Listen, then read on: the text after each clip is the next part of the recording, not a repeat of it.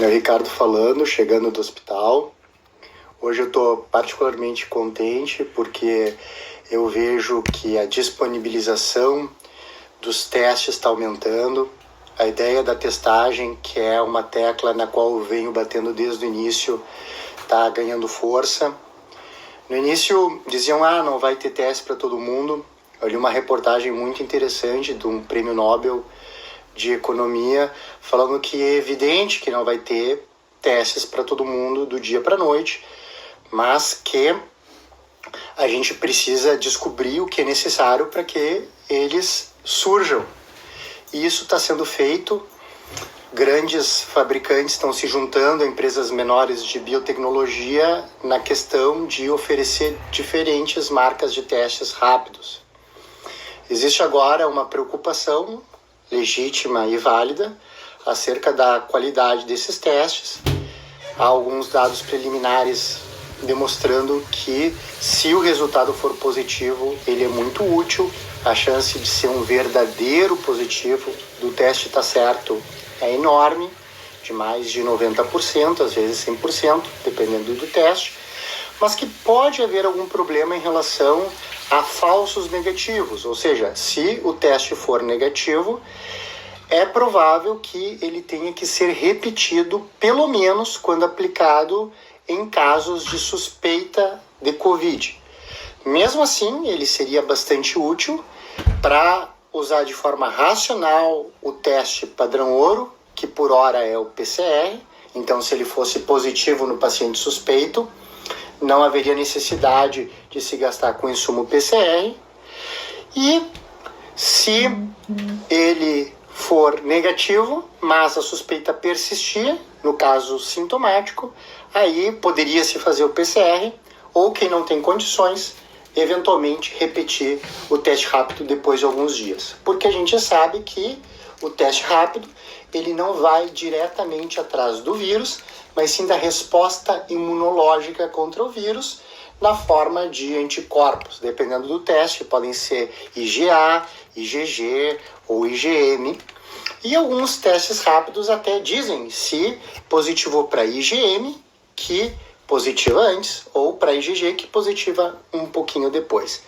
Então é bastante interessante ver que, ao criar a demanda, ao se dizer que era necessário testar, a indústria atendeu essa demanda e está disponibilizando essas testagens. O Brasil deve aumentar consideravelmente a quantidade de testes.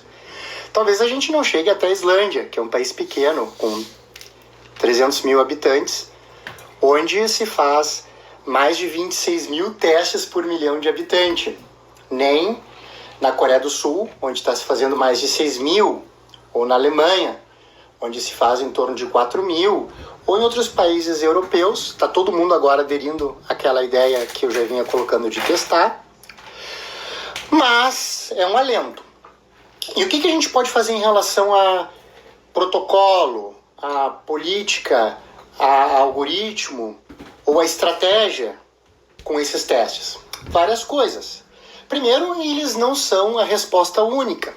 Alguns países como Taiwan também estão reforçando medidas de controle de infecção. Então, eles fazem, além da testagem para detecção de casos, uso muito intenso de álcool gel e equipamentos de proteção individual, além de monitoração frequente da temperatura. E dessa forma conseguem detectar os casos e fazer com que haja isolamento e se vá atrás dos contatantes. Também uma estratégia bacana. Então os testes, eles nos possibilitam que a gente tenha uma série de benefícios. Por exemplo, o modelo que serviu para os ideólogos do lockdown geral, que é o modelo de Ferguson, tem como um de seus erros de premissa ou de suas fragilidades não colocar o devido peso no potencial de se isolar o caso e de se ir atrás dos vizinhos e dos contatantes para eles também serem testados. Por que isso? Porque ele foi feito em um país, na Inglaterra, onde inicialmente a testagem era muito baixa. Então a gente sabe que se a gente só for testar os sintomáticos com doença respiratória, a gente não vai detectar, de acordo com alguns dados, entre 40% a 80% das fontes de infecção. Se a gente fizer testagem, a gente pode extrair mais dessa estratégia de isolar os casos, porque agora a gente não está só isolando os casos sintomáticos, a gente está isolando também aqueles 85% dos casos que são ou assintomáticos ou que passariam por um resfriado comum, que tem sintomas leves, mas que são potencialmente infecciosos. Embora eles sejam só 55% tão infecciosos quanto os casos sintomáticos, isso é responsável por uma fração final absoluta, muito grande, de casos, em virtude de ser mais comum ter doença branda, de não ter sintomas ou de ter sintomas leves. Então, a presença de testagem maciça permite que a gente deixe em casa quem realmente precisa e vá atrás dos contatantes. E isso não foi explorado adequadamente no modelo. Mesmo para os que defendem o lockdown, como, por exemplo, um lockdown cirúrgico, uma espécie de lockdown menor, possível em algumas regiões do globo, onde as conjunturas favorecem a contenção populacional, como, por exemplo, na China, pode-se fazer o uso dos exames para ressocializar os indivíduos. E essa é outra crítica ao modelo que foi feita numa carta de uma revista de New England de tecnologia que foi me mandada por um seguidor da filosofia e eu agradeço a ele. E nessa carta eles colocam que mini lockdowns, como o que ocorreu em Wuhan, poderiam ajudar, porque outras províncias que não a de Hubei, que não estão em lockdown, poderiam ajudar economicamente as que estão, ao invés de fazer lockdown ao mesmo tempo de todo o país, e vai se retirando os indivíduos de lockdown, dá tempo de se fazer uma busca ativa por casos e de se confirmar se quem está em lockdown está infectado ou não.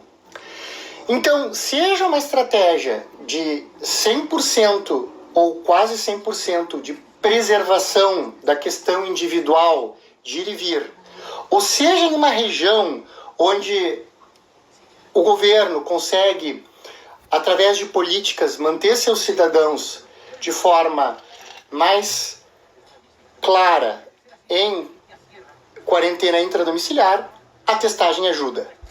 É importante a gente individualizar a testagem, portanto, de acordo com as características do país. Mas sem testagem é estar cego, não importa onde você esteja. Então, pode ser através de uma estratégia de testagem maciça para detecção de caso sem sintoma ou com poucos sintomas. Esses dois grupos são 85%. Para diagnosticar, para isolar e para fazer busca ativa de casos de contatantes, ou pode ser nos lugares que adotaram uma estratégia de um lockdown menor para ajudar a retirar esses locais de lockdown. Seja como for, os testes são extremamente úteis para tomadas de decisões. E mais, eles podem até ajudar a dizer quando que essas decisões não são mais necessárias. Lembram da imunidade de rebanho?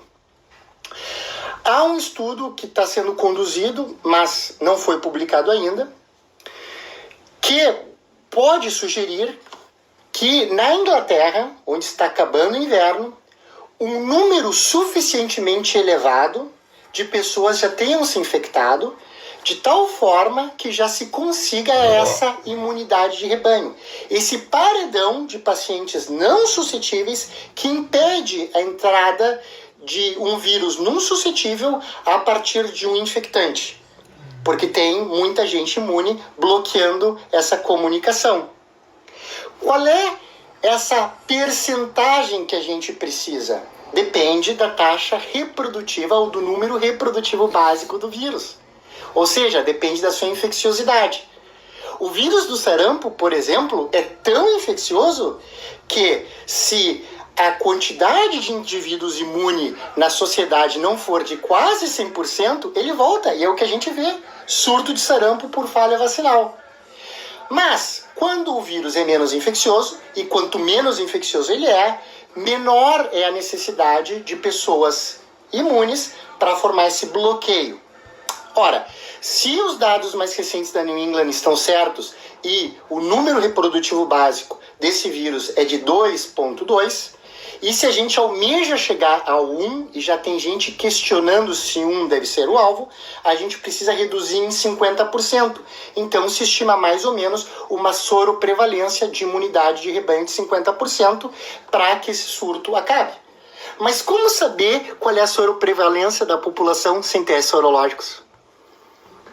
Daí a importância da gente ter esses testes sorológicos. De novo, não estou dizendo que vá testar toda a população, mas os estatísticos sabem fazer um cálculo de amostra, para que a gente tenha uma amostra testável, que consiga nos dizer qual é a situação da população sem cometer um viés aleatório chamado de erro beta, que é quando a gente calcula errado o tamanho da amostra e acaba não encontrando coisas que a gente poderia encontrar se aumentasse o tamanho da nossa amostra e não cometesse esse equívoco amostral. Olhando para lá, olhando para cá, olhando para a comunidade, olhando para o hospital, testem.